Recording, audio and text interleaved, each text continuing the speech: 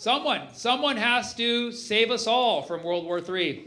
I nominate the college students.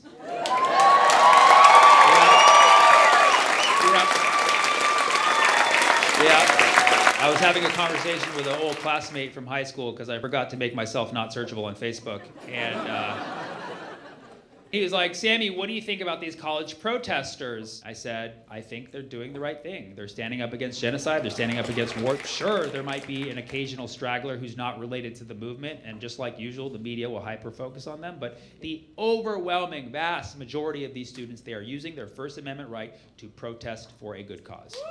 Yes. And I find that quite refreshing. It's a breath of fresh air. He's like, well, it's illegal. I'm like, then it's a line of cocaine. The most potent comes from Colombia. He's like, well, they're trespassing. I'm like, dude, if I pay $60K in tuition, I can sit in whatever bush I want. Do you understand me? If they are trespassing, then give them their money back. Like, what did you think was going to happen? For years, you told these kids they had no future job. You told them they were useless, that they were addicted to social media, that they were going to end up being homeless. Well, now guess what? Living in tents in front of Harvard. That's what you get. You get what you wish for, okay? And this guy's like, well, they're just a bunch of woke kids using hate speech. I'm like, which one is it, all right? You can't be anti-woke and anti-free speech. That's like saying, I'm a morning person who hates breakfast. Like, no, that's your thing. Don't. He's like, well, they're anti-Semitic. I'm like, dude, these protests are mostly being organized by Arab and Jewish students. It's the most Semitic thing you've ever seen in your existence. Arabs are Semitic too. Did you know that? Didn't go to college? Got it. Okay. Have you ever seen a Passover Seder with keffiyehs? Nah, bro. This is pro-Semitism. And he's like, yeah, well, they're un-American and they're terrorists. I was like, do you know why they're protesting? They're calling for their campuses to divest from Israel. He's like, what's a divest? I'm like, that might be the problem. But you just asked me, what is a divest? To divest is a form of boycott. Last I checked, boycotting, the most American you can do. It's actually how this country was founded. If the founding fathers had tents, they would be out there at the college campuses right now, fully supporting. Maybe 3/5 supporting some of them, but majority supporting. Yes, and they're not terrorists. They're not blowing themselves up with vests filled with explosives, which would be another form of divest.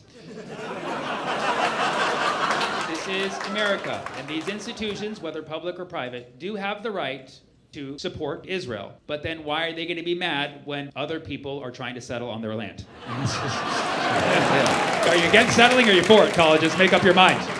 But, of course, Biden had a solution for all this.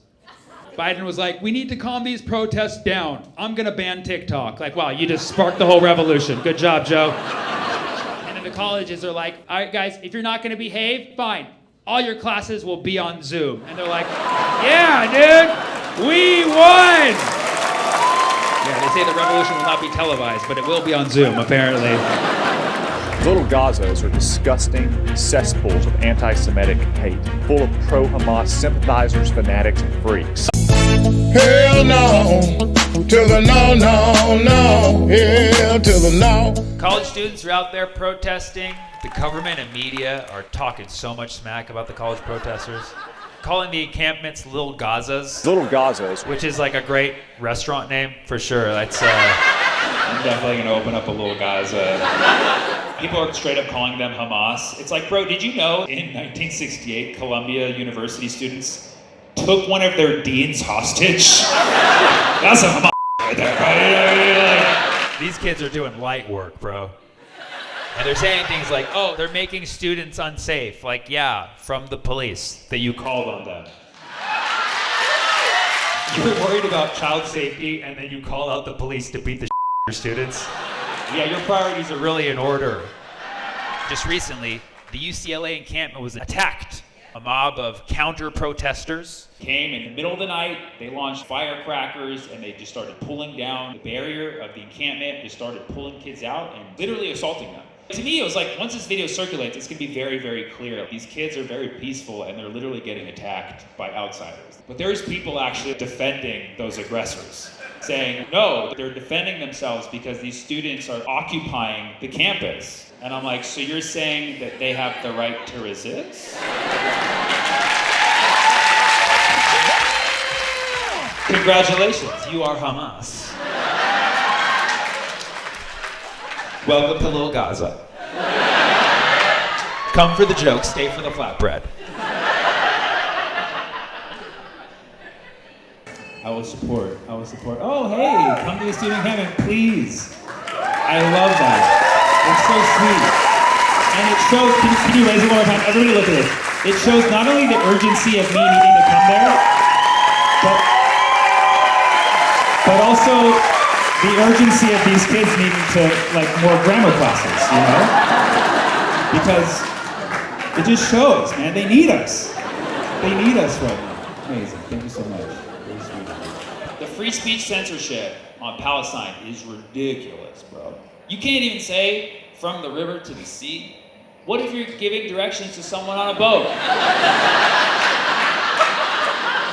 You see a guy stranded out on a lake in a little boat. You're like, hey man, what you're gonna want to do is you want to go from the river to the, whoa,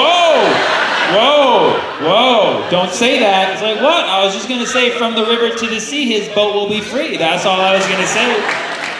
They're like, no, you're saying that once he gets out to the ocean, he's gonna sink out all the other boats. I'm like, this isn't Battleship, okay? I merely want the liberation of that particular boat. That's why I said it that way, and I didn't say L5, you know what I mean? You know who else does from the river to the sea? A baby salmon. Aw. Yeah. Every salmon is hatched upstream and has to swim all the way down to the sea. From the river to the sea is the tale of the liberation of a baby salmon. You eventually eat. You want to ban that? And so listen, I sympathize with people who are sensitive to phrases and words. I get it. Everybody is sensitive to phrases and words for their own reason. But that doesn't change our freedom of speech. I don't specifically want to hurt anybody's feelings, but because I know that my intentions when I say this term are for the liberation of Palestine and nothing else, I feel okay saying it, okay? And if you listen to me when I tell you that those are my intentions and I'm not lying to you, then you have the choice at that point to either respect and believe me or cry me a river to the sea, okay?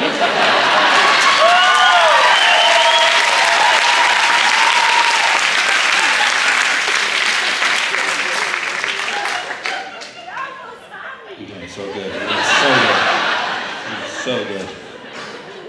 I like to be empathetic with people, but like trying to ban words like intifada. It's like, listen, I understand the history of the intifada. There was a lot of violence. I get that. I get why you might be triggered by the term intifada, but it's literally a word in Arabic. You can't just ban a random word in Arabic. Intifada is a word in Arabic that means uprising, or it can mean to just shake it off. It's basically a Taylor Swift song. Intifa, ha ha da! That should be Taylor Swift's new tour. The era of Intifada. You have the right to be offended or to be scared or be hurt by free speech. It doesn't change the nature that it is still free speech. And you would think that we would understand that in this country, where we have the First Amendment, and it allows us to do things like make up songs like America, America, the land of freedom of speech, where as long as your intentions are good, you should be able to say whatever the fuck you want, from the river to the mother.